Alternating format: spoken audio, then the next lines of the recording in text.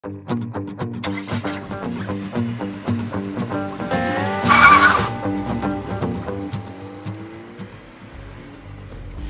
Dennis teaches science at West Ottawa High School in Holland, Michigan. When he began his teaching career, he was skeptical about the value of being in a union. That is, until 1999, when he and his wife moved from Michigan, a non-right-to-work state, to a right-to-work state, North Carolina. All of a sudden, the monthly dues he was paying to the Michigan Teachers Union began to look like a bargain. Well, I was pretty naive when I first started teaching in Michigan. I had no experience with unions whatsoever, and I didn't really feel like the union was doing much for me as a new teacher. But when I got to North Carolina and there was a dramatic difference in working conditions, a dramatic difference in benefits and salary package, even though the standard of living was pretty much the same as Michigan, that changed my thought process quite a bit. It was a 25% pay reduction, even though I was moving from a bachelor's degree here in Michigan up to a master's degree level, because I had just finished my master's degree that summer.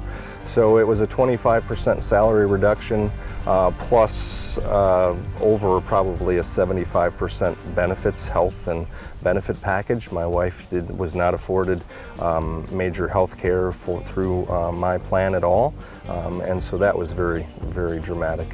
And in addition to a significant cut in his wages and benefits, Dennis was confronted with a drastic change in his working conditions. Some teachers even had to take a second job to make ends meet. Here in Michigan, I'm afforded my planning period and duty-free lunch period. And ultimately we have a start to our day and an end to our day as to when we're supposed to be there. In North Carolina, there were a lot of things that I ended up doing on my planning period that I wouldn't have to do here in Michigan. I would have to go across town and pick up a school bus so that I could drive it with my track team after school. I would have to give up time to do hall duty or to monitor a particular spot in the school building. And so there was a lot more expected of me there in terms of working conditions. A lot of newer teachers had a second job during the school year. And so to work all day and where you could go home and recuperate a little bit or do lesson planning or grade papers, they were going to another job just to make ends meet, and that's certainly going to lower the quality of education.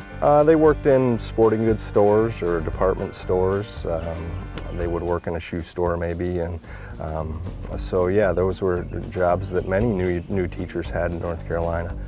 Just like Tim Hudak in Ontario, Republican Tea Party ideologues in Michigan don't plan to stop at passing a union-busting right-to-work law. Michigan teachers believe the ultimate goal is to privatize the education system.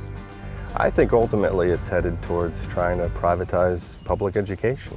They tried previously to get a voucher system to be able to take public monies and be able to send their children to private schools. That didn't work, and so ultimately they're trying another tactic to try to basically turn public schools over to private companies and organizations.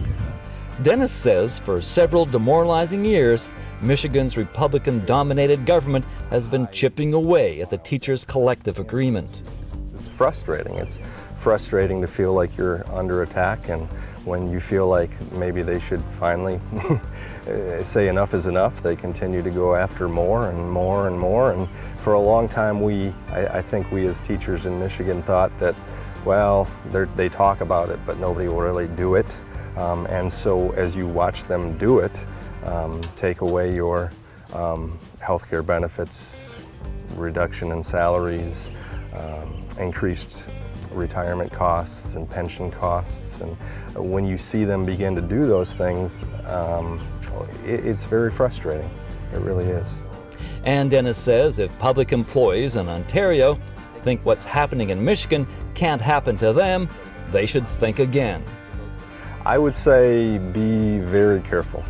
I would say be concerned. I would say don't stick your head in the sand. I would say don't think it can't happen to you. We watched it happen in Wisconsin, here in Michigan, and then we thought, well, the auto industry in Michigan is, protected better, and it happened here. And I would say if it can happen in Michigan, it certainly can happen in Ontario.